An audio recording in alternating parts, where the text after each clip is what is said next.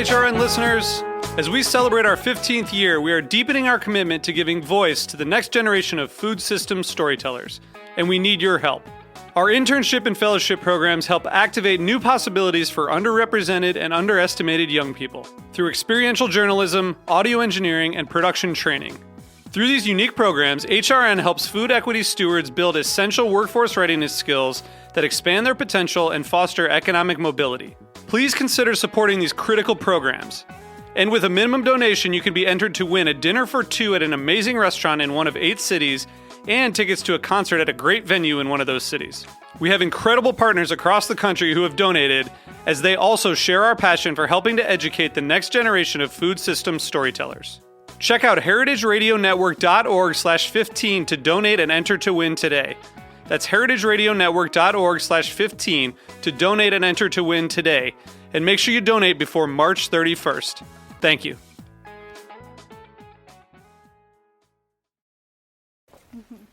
Welcome to Alice Waters, Ron Finley, Paolo Di Croce, and Dana Cowin. We're so pleased to have them. I just want to give you a short introduction so you know who they are, although I think everyone knows these wonderful folks. Alice, of course, is a champion of local sustainable agriculture. In 1995, she started the Edible Schoolyard Project, and her mission is to make lunch an academic subject. She has been the vice president of Slow Food International since 2002. Alice, thank you for joining us today. Ron.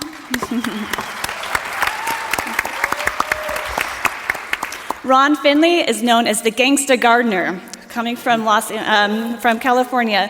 He says his weapon of choice is shovel, soil, and seeds. And his goal is to bring healthy food to areas with limited access. So thank you, Ron, also for joining us here. Thank you. Paolo Di Croce comes to us from Italy, from the mothership, Slow Food International. He's the international secretary of the Slow Food International Board of Directors. He really works closely with Terra Madre, our model event in Italy, and he's great at sharing the vision for slow food around the world. He's well connected with communities across the globe. He's an inspiring leader and a good listener, and I really thank you, Paolo, for being here today as well. Lastly, we're so honored to have Dana Cowin as our moderator and guest today. For 2 decades, she was the editor-in-chief at Food and Wine, and she has recently started a podcast on Heritage Radio Network called Speaking Broadly. She is the chief brand advisor for DIG, which is a restaurant group in the Northeast. And I'll turn it over to you, Dana, now. Thank you so much. Thank you. So exciting to be here with all of you and with this unbelievable, incredible panel, right? Can we just have one round of like,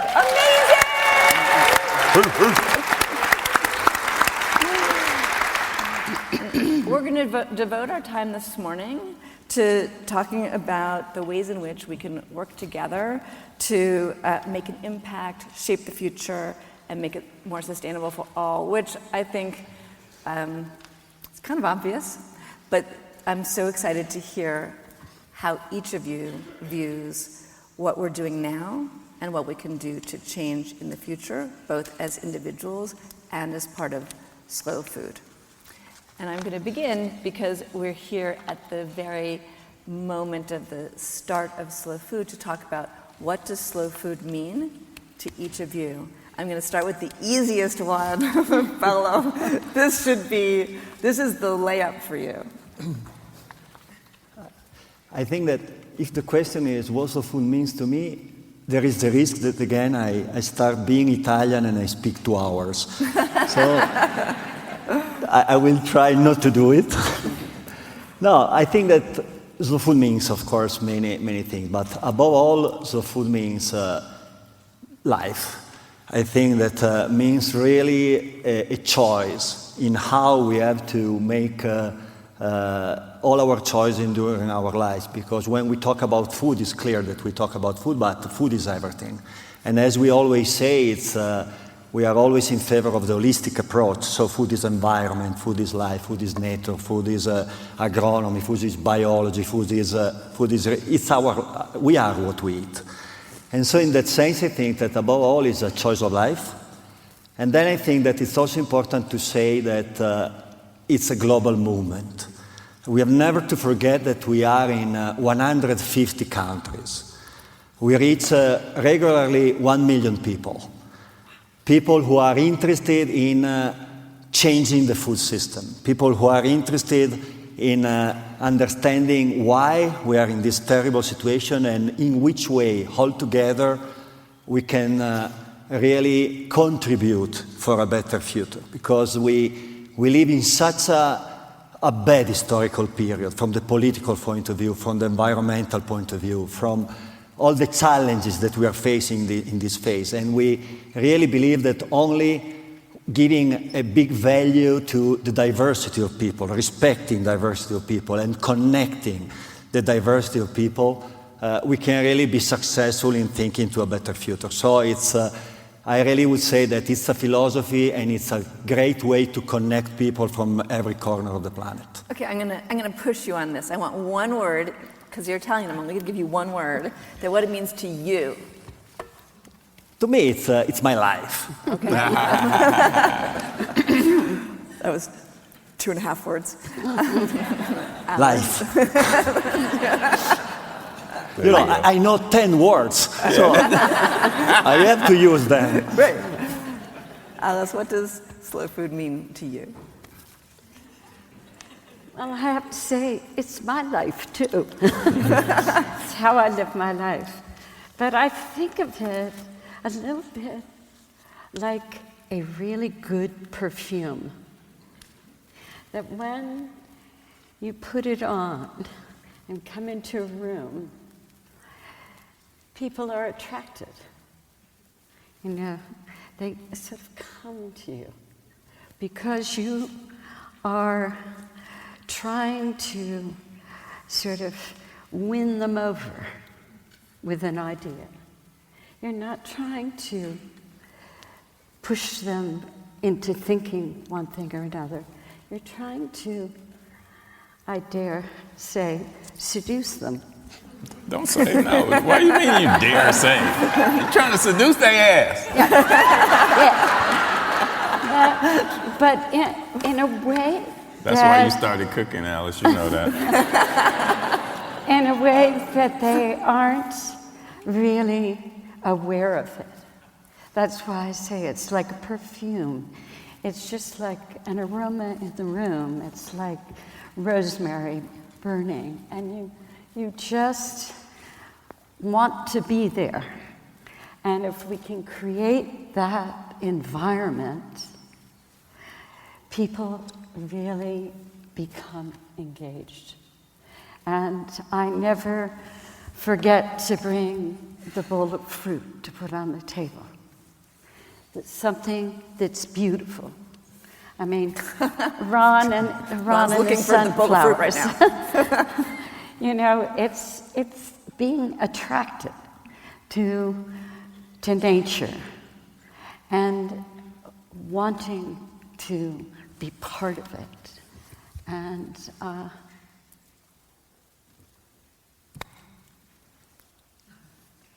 I hope you can all feel. Do you feel the perfume? Because from here, each of you individually is going to carry the perfume around you. Right? we just have to bottle this perfume and really get it out there in the world so everybody can put spritz. it on. Yeah. Ron? Yes. How may I help you? What does slow food mean to you? Well, freedom. You know, it's like what P was saying. It's to me, that's what it means. And one of the things that we need to change is this whole sustainability bullshit. Sustainability is bullshit. Because this glass, if I leave it here and nobody touches it, it sustains itself. But that's all it does. It doesn't do nothing else. It doesn't grow, it doesn't do nothing. It sustains itself. What we need is regenerative practices in everything. Every fucking thing. Okay, not sustainable. That's this in the corporate, all these corporations have taken it, or our sustainability initiative, and it's just this word that when you look, it don't mean nothing, but it's gonna stay the same. We don't want nothing to stay the same, you know? So we want, but gardens, where I'm at, they equal freedom. That's what they mean to me. From this oppressive system, you know, where we have to take life into our own hands, and we need to control it. Not to having the corporations controlling us like we're ants on an ant farm, and that's what's happening right now. I think it's really interesting to put sustainability and stasis together, because that's really what you're doing. And I think most people think sustainability has different meanings. I think Well, how many meanings are we going to go with? Webster, or are we going to go, that's like everything. Religion means everything to somebody. What do you do? I mean, but at the crux of it, that's what it means. It's like, it sustains it, something that sustains itself. It's not something that flourishes and grows and multiplies and rejuvenates and regenerates. It sustains itself. So, do you want a bank account that sustains itself, or you want a bank account that? Yeah, I'm definitely going to your. I want mine to be regenerating. You beautifully sort of edged your way into my next question, was what do you think? Thank you, Ron. Which is, what do you think the most important issues are to tackle for the future that we want all of us to be thinking about as we go through these few days together? Setting the stage for that. Well, you began. You can keep going. I bet you can keep going. What do I want? Give me that again. Sure. I'm dyslexic, so forgive me. I'm good. What issues do you think are the most important for us to tackle towards improving the future? To improving life is value. We need to change our values. We need to change what we've been taught to value. Okay? We value diamonds and money and shit like that has absolutely no value at all. We don't value air. How could you not value, why isn't there a pledge of allegiance for air? But what do we have a pledge of allegiance for fucking, right? Where's the pledge of allegiance for soil? You know, people, what's the single most important thing to your life? It's not your kids. It's oxygen, and nobody says it. You know, it's not your cat, all you crazy cat people out there. It's not your damn cat. It's air. So why don't we have kids realizing that? And I'll ask that question from Compton to Copenhagen, and nobody says air. It's everything else. You know. So we need to how can the most important thing to your life be something you can't even see? It's not food or water. It's oxygen. You know. So so why don't we value it? Why don't we value soil? Why? We're soil, we're dirt. Everybody in here, we are nature. It's not nature, we don't go hike and, let's go to nature. Look in the mirror. You're gonna see nature. And that's one of the first things that people need to change. If you're harming your mother, Earth, you're harming yourself. Okay, in the period, if you're trashing Mother Nature, you're trashing yourself. So that's what I want people to take back, that just to reclaim what's really and truly valuable to me. To you, to all of us, and it's this planet, period, because we're a part of it. We are nature, we decompose, we're carbon, we're soil. You know, diamonds have no value, but they have us believing for how many that they do, you know? So that's what I want people, value, change what you value, value humanity.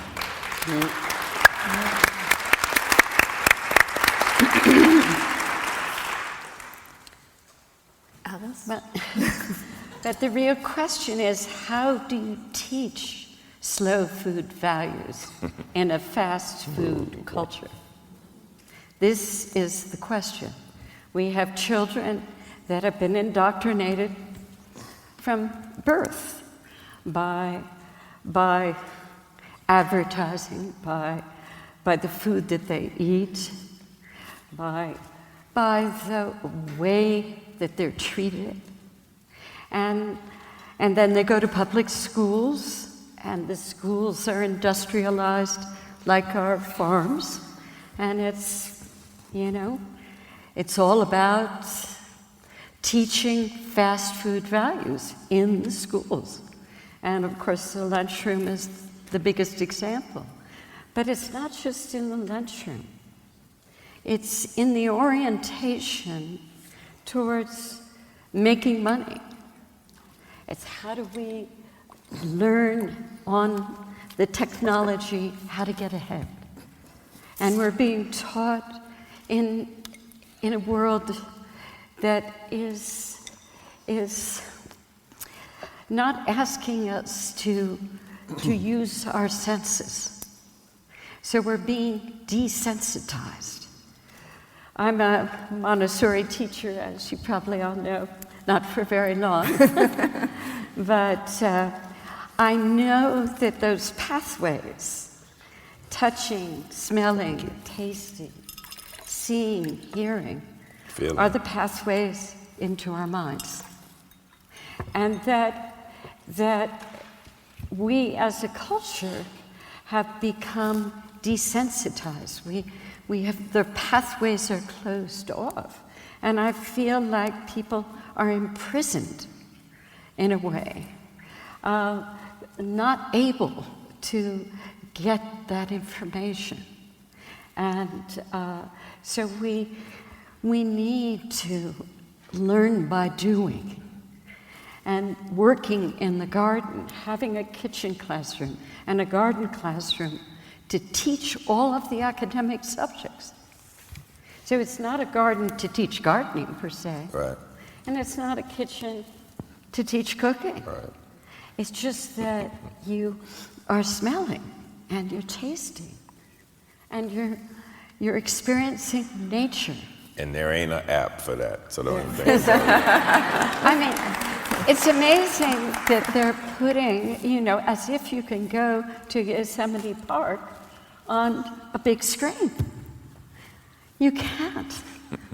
You can't. You need to feel the power of the falls, the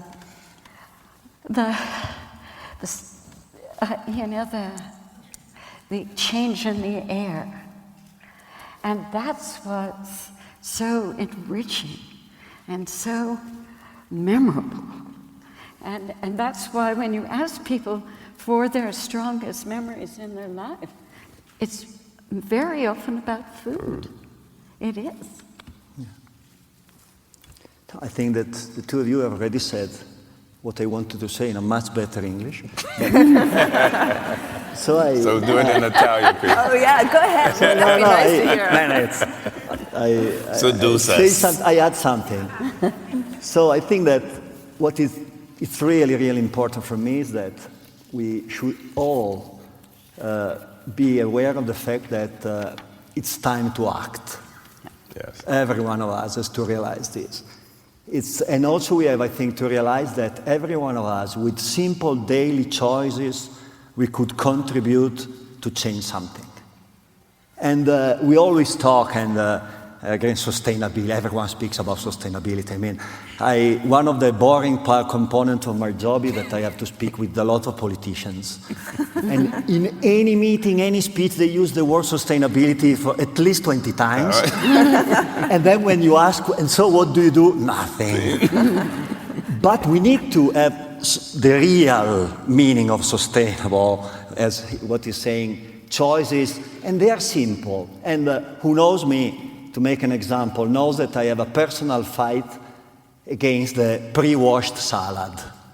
I have a personal fight, And if you analyze all the pre-washed salad, and food is always too expensive.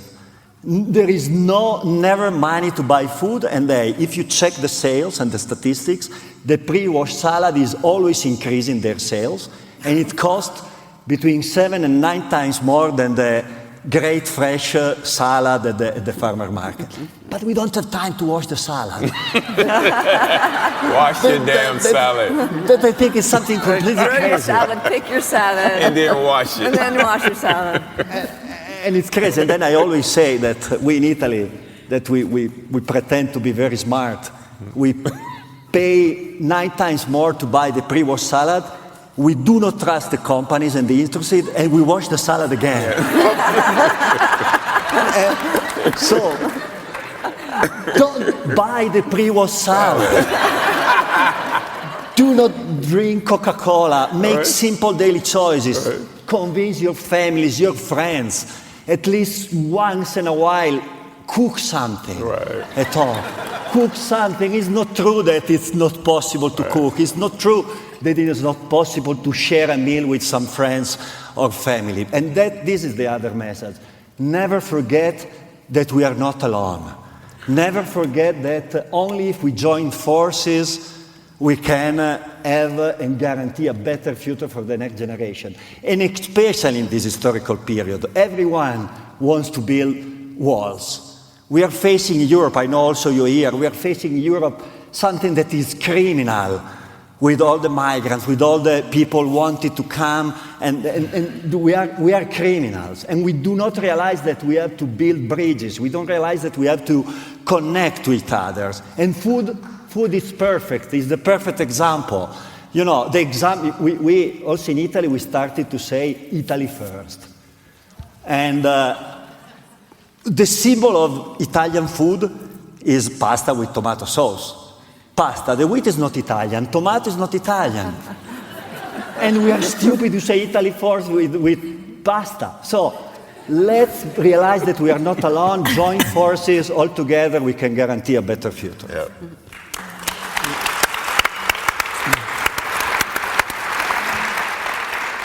So Paolo mentioned what he as an individual would do, because we each as individuals need to act. Alice, what is, I mean, your life is filled with so many, but when you think about, in your mind, the most important thing that someone could do to make a change that's daily, or has a daily effect, what would that be for you? Well, for me, it really has to do with education. And I know that we can all make personal choices, buy different things than we're buying. But when you're working within this fast food culture that is pushing you to order online and to buy another one, throw that one out and buy another one, it is very difficult to get any airtime. And so I'm trying to think of the place where we can make the biggest change the most quickly. And it seems to me it's the public school system. As I say, it's our last truly democratic institution in the country, and it's around the world. And if we go through that cafeteria door, I keep saying it's the only one that's open. It's open not all the way, but it's open a crack. We actually need a pry bar. You need a crowbar. You need a crowbar to get in. But if we were to go into that place, and I think that the governor in the state of California is going to let us in that door. And Really. I'm very, very excited. It's not public yet. But we are going to try to do a free, I hate to word this, sustainable. Ron will redefine this for us. School lunch for every child K through 12 in the state of California.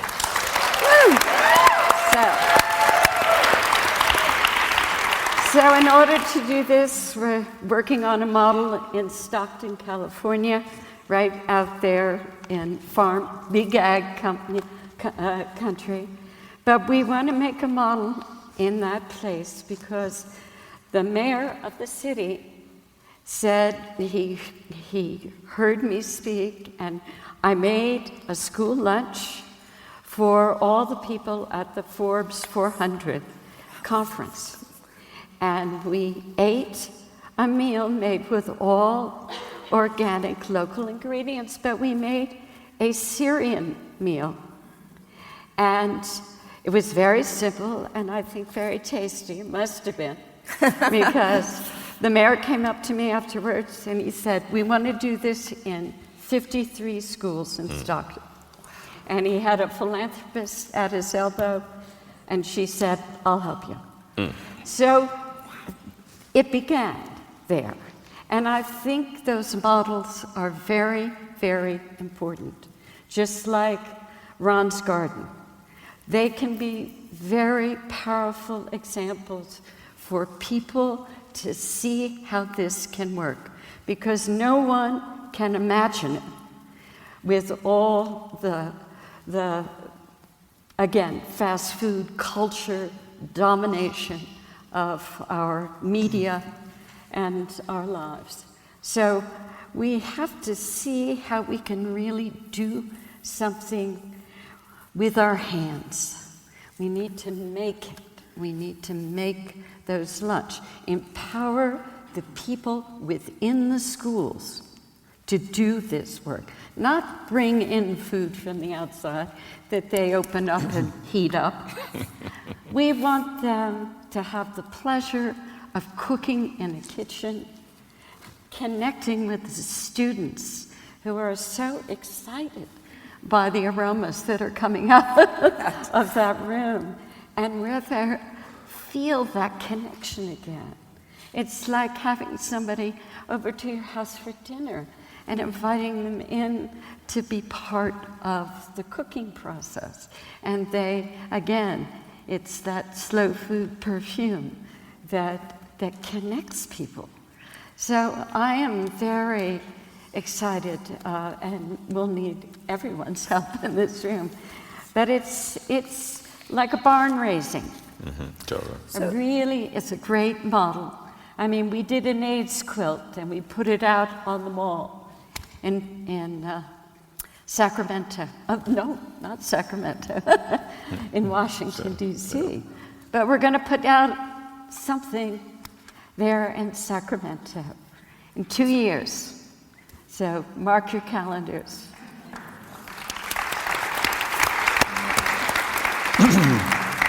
So Ron, I'm going to ask you a double question because Alice answered two at once. The first question is, what do you think, as an individual, is the most important thing to do? I'll start with that. But first of all, I got to give a shout out to the 3 black people in the audience. Come on, y'all.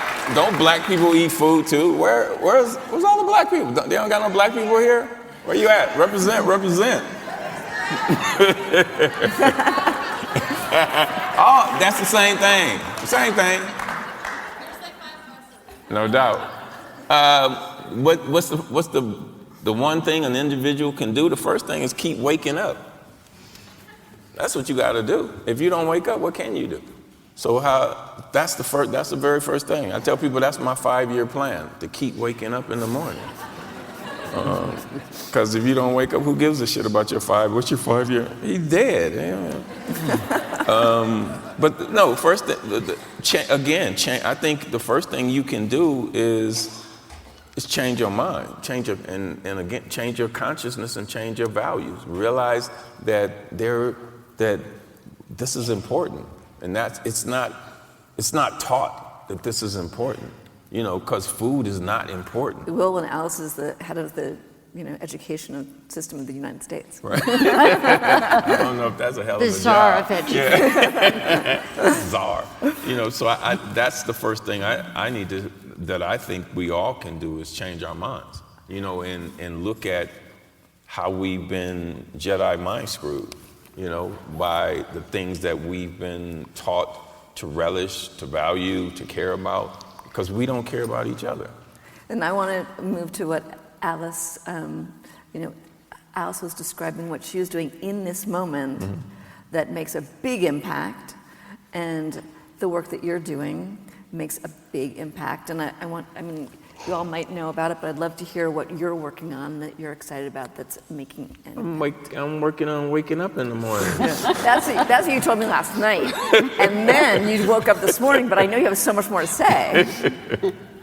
What I'm doing, what I'm doing is basically showing people or trying to get people to be free, and also to change our values and to just look at things, look through things, look around things, instead of taking everything at face value.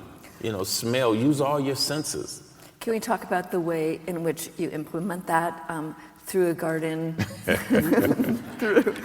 through your other projects? Well, yeah, we can. You don't want Where you to. want to start? No, I'm not saying I don't want to. No, of course we can. What I do, I put a garden. I started with a garden in South Central on the street, and I got in trouble for it, which a lot of people probably already know. I actually got an arrest warrant for planting tomatoes. And I always tell people, it's like, imagine me in jail for planting tomatoes. People are like, yo, homie, what you in for? Yeah, and I planted some tomatoes. So, yeah, that'll get far. But it's basically a lot of times, like, if I ask people, what are cities designed for? And most people will say people, and that's just wrong. They're not. Cities are designed for one thing, and that's commerce. We're ants. We're here to work. That's why we live on top of each other. That if cities were designed for people, we would be able to do this. And ooh, there's a pear in my hand. Or for most of you people, ooh, there's an avocado toast in my hand. So what I'm trying to do is make cities more humane. Design them where they're more humane, where it's more humanistic focused. And that's what I managed to do with my garden, is to have, because we're changing the whole environment when you plant things. I have birds that I've never seen in South Central before because I put the garden. Like last week, I had 3, and it doesn't sound like nothing, but I had 3 dragonflies, 3 different dragonflies. You might not know how, that's big as hell. Because I've never seen a blue dragonfly in my whole entire 89 years in South Central. South Central goes 2 for 1. Yeah, so it's like, so what I'm just doing is trying to change people's consciousness and what's possible. We don't need grass, It's not doing nothing for us. We're not cows, we can't eat that shit, So what I'm doing and what I've been able to do in places around the world is just that, change people's mind on what's possible. Where I could go to Sao Paulo and somebody will walk up to me, we have 15 gardens because of you. Where I can go to Greece and people are like, oh, where I have gardens named after me in the UK. I didn't know this was gonna happen. I had no idea that this was gonna happen. So I guess that's the biggest thing I'm trying to do, is trying to make things where it's more humane, where we give a fuck about each other, Whereas it's like it's realized we all have the same needs, And one of the biggest things I'm trying to get people to operate from happy, It's like, period, whatever you do, if that shit don't make you happy, don't do it, And raise your kids like that. Raise your kids to be what they want to be, not what you want them to be, because what they want to be is already in there. And that's it. It's just, and I'm doing it through food. Which that's my art form. That's my graffiti. But am I missing something that you want to hear? Because you're looking at me. No, I'm really good with that. But I was really also intrigued by the gigantic size chess pieces and the. Oh well, I do this event. Really cool. Yeah, I do this event called The Function, and it's like The Function, but it's in the hood, so I call it The Function. And the operating words, and there's fun. It's in capital letters in the logo. And that's for a reason. First of all, we function, and we should function together.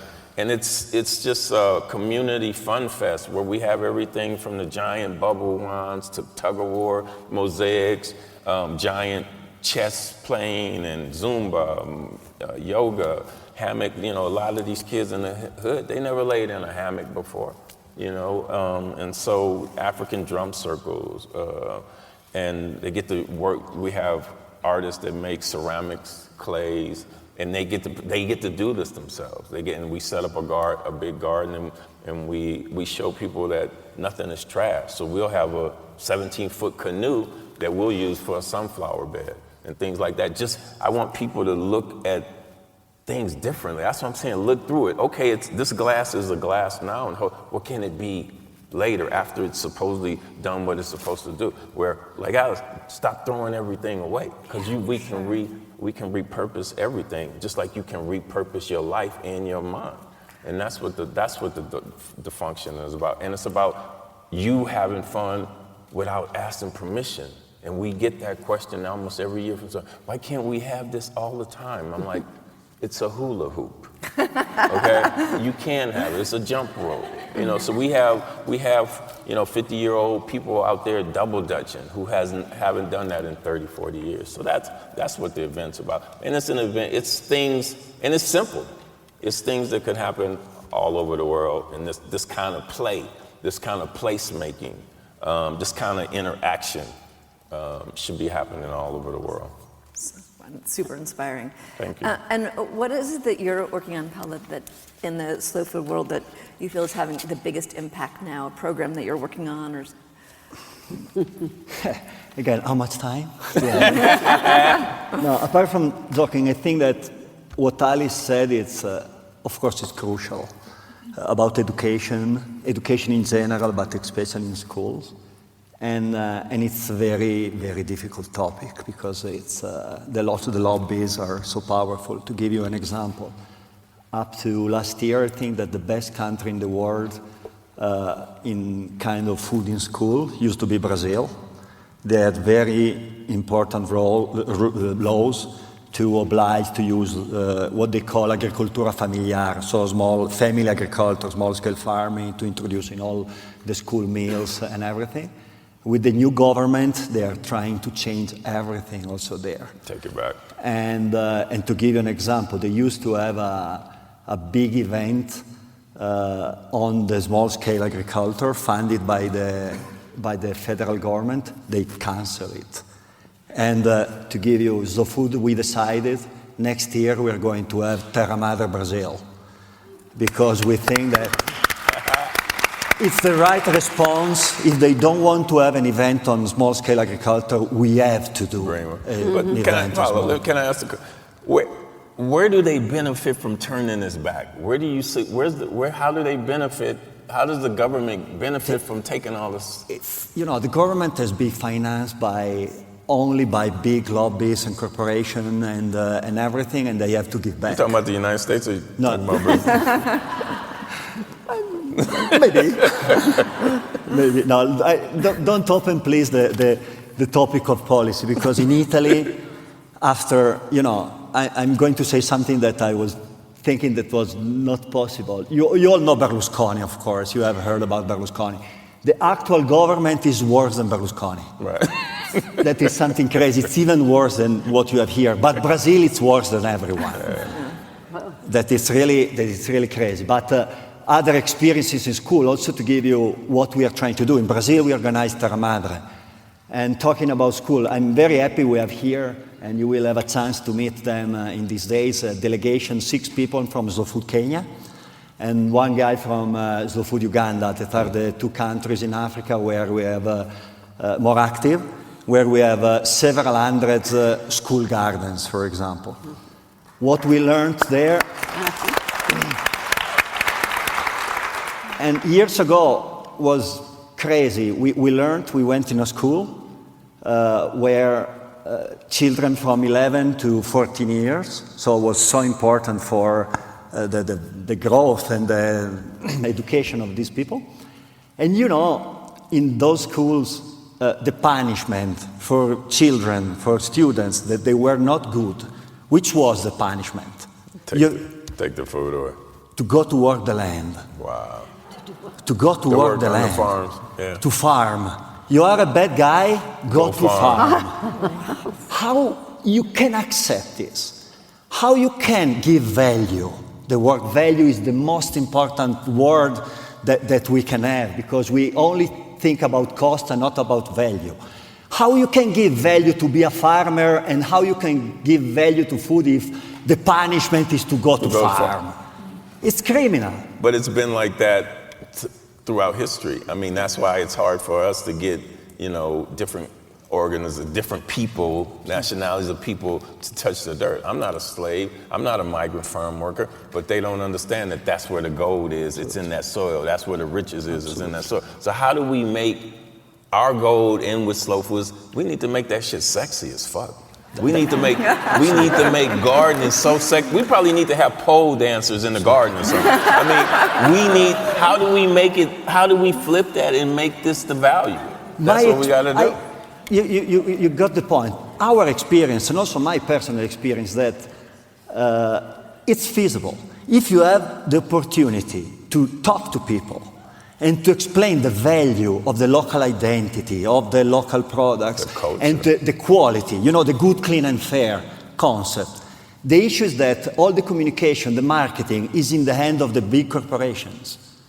What we said years ago in Terra Madre, one of the slogans was, they are giants, but we are a multitude. We need to be multitude. We need to have inspiring people like you and like all of you to go around the world to talk to people and to explain that it's cool. And in some places, it's happening, and if you analyze the history, 20 years ago was different. 20 years ago, all the marketing research, they were saying that the only way forward was fast food, was McDonald's. Do you know what McDonald's Italy has done was 1.5 years ago? They advertisement on the major media, on the major newspapers and everything. The slogan was, we are the real slow food. Oh my God. We laugh. That's criminal. Can we sue? They do many more criminal things than that. So. It's criminal, but if you analyze, you realize that they understand that in Italy, the not majority, but the good number of people, they want quality. Right. And 20 years ago would have never been possible. So it's very important to talk to people and to really create a ground to explain that, of course, that they are not the real slow food, but that is what you said before, that going to the garden and eating that food, it's what is really cool. But there's something so disturbing about all of the big companies taking our language and sort of greenwashing. I couldn't believe it when McDonald's said, we're not doing any more frozen meat. And it raised their stock price up by 30%. Wow. I mean, just because they said we're doing fresh meat, and it's all the time. They're just grabbing the terms and twisting them around. And so that's why we have to begin in kindergarten and get kids back into nature. You know about the forest school movement, I'm sure, because in Italy, they have a waiting list in Rome of like 300 families who just want to bring their kids to the edge of a forest to play. To play, not to really learn, just to play. And now they have ocean schools. And it's a worldwide movement because we're so disconnected from nature. And I think we can't, we have to be that good news. This is what we have that no one else has. No one has good news. And I've thought that maybe we should have a little 5 minutes called Good News. And it could be maybe even situated at the end of a CNN. Now we have good news. Now we got Ron Stanley. With the good news. But I think we could use that. But we need to do something together and dramatic. So let's and hand done. It's like we could build something. We really could build something. We could plant a forest. We have the capacity to dream up these ideas, and we need artists to help us. We need filmmakers. We need farmers. I mean, big-time young farmers to bring the culture back into agriculture. We have to, that's why I call this school-supported agriculture, because it's not the schools coming, the farmers coming and sort of begging the schools to take their food. This way, the schools say, we want to support you. We want to come out to the farm. We want to bring the kids there. We want to give you that reassurance that we'll always be there for you. We'll buy what you have and we'll pay the real price. So I think you're describing something that is an idea and a dream of something that we can do in the future. And I think 2 years. 2 years. Well, so Tomorrow. Tomorrow. I'd like to focus on, as perhaps the last question. Are these pre-questions? When did you figure these questions out? Why do you want to know, Ron? That's really an inside joke, people. So for slow food, is there a vision that you have in moving forward that is a way to either change partnerships, invent new ideas, approach things differently, that you think could have the dramatic effect that we're talking about here? Because in fact, values are very difficult to change. Public perception, which is the sexy, is very hard to change. And try changing culture. Right, and that's our goal. But when we take that as our goal and we have all of you here with us to make this change together through slow food, what are some ideas that come to mind? Alice? I think we really need to decentralize in a way, that we need to go state by state and find all of the existing organic farms. We need to find them all. And we need to know what they're growing. We need to know what they have grown in the past, what has been really nourishing, in places, what has been drought resistant, what is desirable to eat, what are those varietals that are really important to plant. It's about the arc of taste, discovering everything in every state. That's the first thing I immediately asked Google whether they would map this for us in the state of California, so we knew how the schools could connect with the farms, or what products we had to begin to work with. And I mean farmers and ranchers who are all doing the right thing, not just the farms. Even the fishermen who were doing the right thing. But if we did it state by state, and we've really made a website that was a big old map,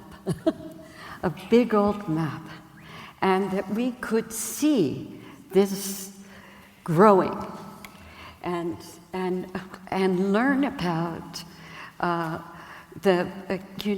where we need to buy directly from the farms.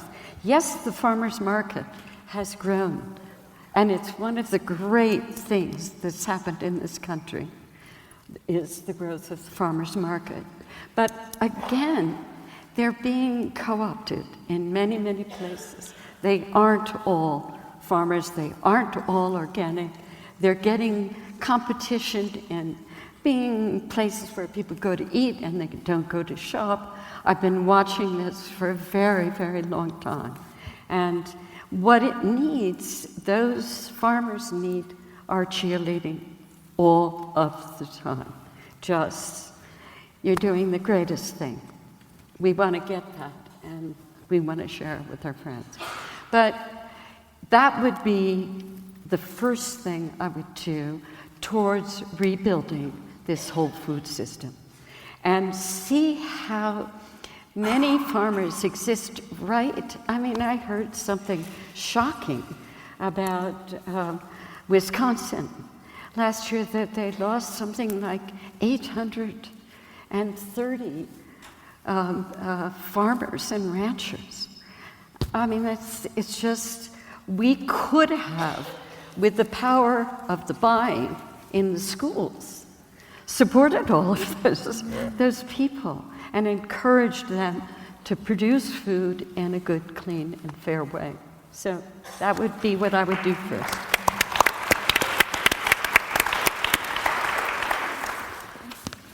Paolo? Yeah. If you give me 30 more seconds, 30 Italian seconds, before responding, I would like to make a comment on something that Alice said before that I think is absolutely crucial, that has to be at the center of every slow food person on this planet. That is the concept of the good news and the concept of the positive approach, of the solutions. Of course, we have to know the context, but of the solution. And in saying this, I think that the most inspiring person that can teach us something about the positive approach is the other international vice president. Maybe someone of you knows him. He's Eddie Muchibi. He's a 32-year-old agronomist from Uganda.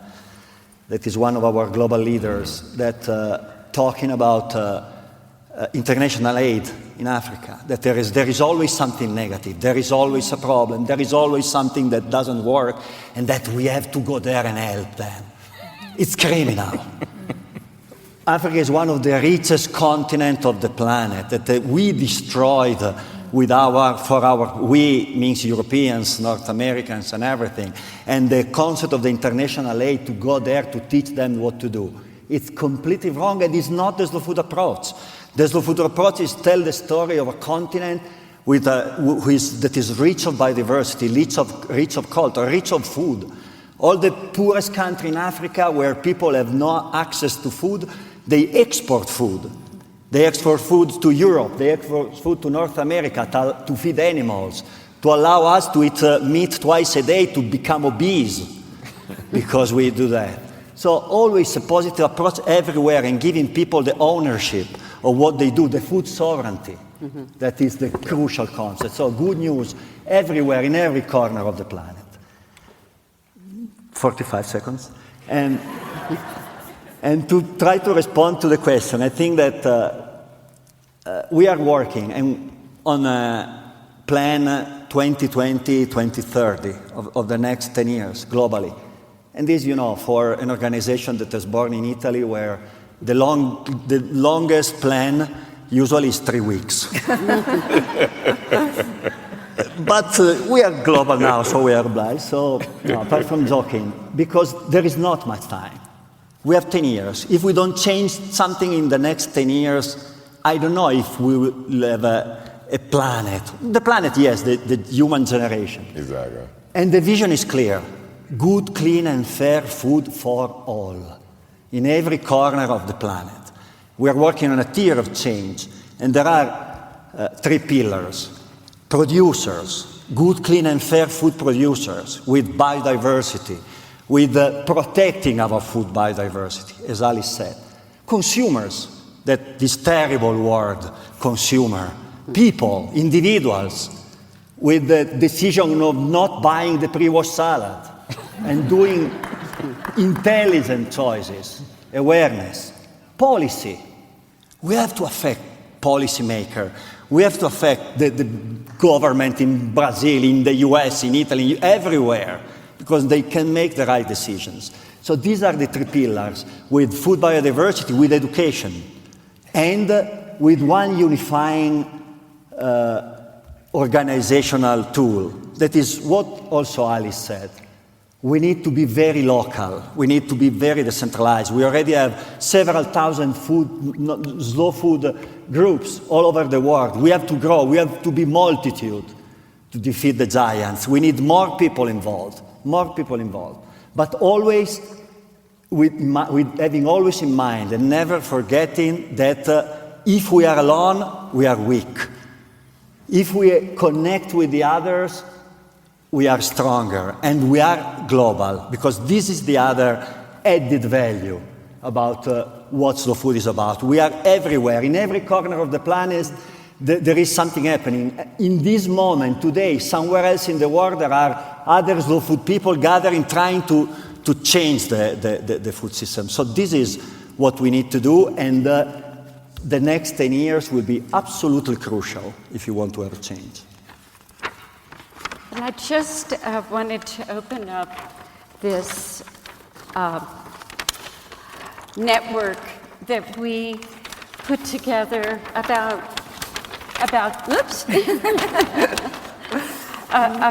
8 years ago for the Edible Schoolyard Project.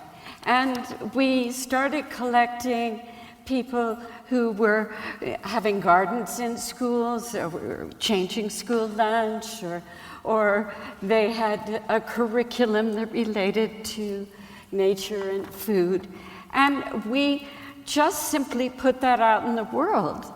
And we didn't seek people. I mean, yes, we called Slow Food to add their gardens to this network, but without really trying and not scaling in any kind of way of ownership or money or anything. We have nearly 7,000 schools, 7,000 around the world. And what we've done is collected best practices. So if you live in some little corner of Brazil and about climate, and you want to know who else is there doing it, you can just download the information and have it for yourself. And I just think that that's the power of slow food, is that we are scaling it, and we're scaling values. And it's so amazing to think that this is without, a financial incentive. The government. It's not without the government. It's just person to person. And yes, you have a charismatic leader like Carlo Petrini, who has beautiful metaphors and who has created that language, that new language for us. But we have been empowered by that, and I think it can't stop. It's really deep. Ron, is there anything you'd like to add? They're slow food. What I got? That's some black guy that planted a garden on the street. I'm going to take that as a no. No. I mean, we all can do something. I mean, one of my big things is I want people to get involved to realize that there is no food shortage. Yeah. There's a distribution situation that can be fixed. There's enough for everybody. And that if we all get together in our communities and start growing collectively, yeah, what you increase is you can't even measure, monetarily, because you're first of all, now you know your neighbors, now you know your neighbors' kids, now you got looking out, now you're looking out for food, you're growing food collectively, so now you got fresh food, you growing tomatoes, and Paolo is growing zucchini, so now we can share, and so I want people to realize that we can collectively, what you can do to your own neighborhoods, your own streets, it's amazing, because now you're creating health and happiness and safety and security in the same place. And it's easy. That's the first thing you do. Put the hell with them. Put a garden in your front yard and say free. Yeah. And then somebody across the street to do the same thing. And collectively, somebody's growing onions, somebody's growing lettuce, and share that food. You always say that growing food is like printing your own money. It is. I mean, again, because that's changing what we value. Yeah, exactly.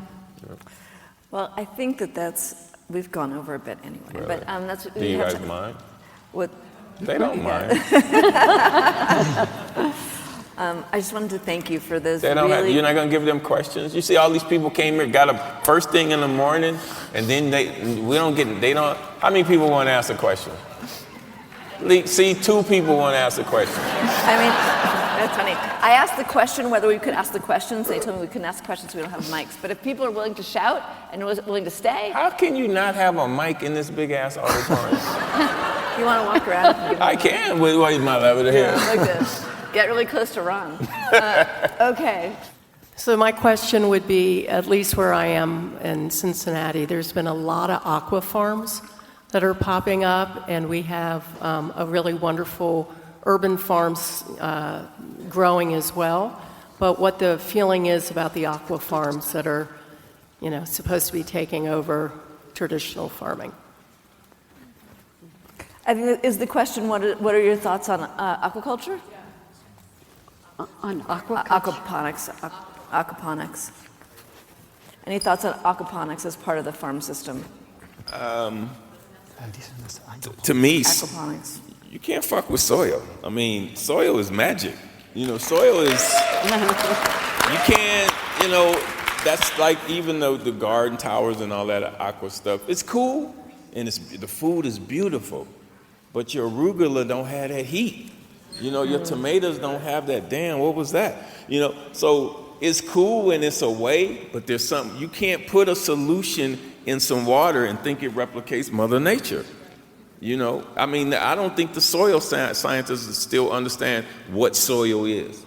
It's just like a mystery. It's like it's like one of those, where did we come from? That's a mystery. They still don't know. Ask Deepak Chopra. I asked him myself. We really don't know. Thanks for sharing your mic. I'm a huge fan of your work in particular. So, you don't like Alice?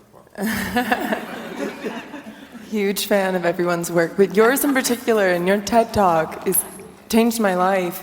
But I have to say, you're sharing the mic here, but as you pointed out, this is a room full of many white people, not only white people, but how do we make slow food good, clean, and fair for all, especially in the US, where we're always accused of being this elite dinner club? What are your thoughts, and everyone's thoughts, but specifically, what are your thoughts? Well, when you saying that, the first thing that came to mind, open your doors, open your mind, open and start having tables. Take over your street. How about just closing your street and putting a table down the street and feeding people and inviting your neighbors to come in and eat and share a meal? It's simple. People want to eat. People want to eat. And you're going to say, I got some free healthy food here. You think they're not coming? Especially if you're some black folks, you got some collard greens and cornbread? What? May I say one thing on that, if I understood the elitism concept? Because I think that this is one of the misinterpretation, and and I think it's very important to make it clear that who we really are.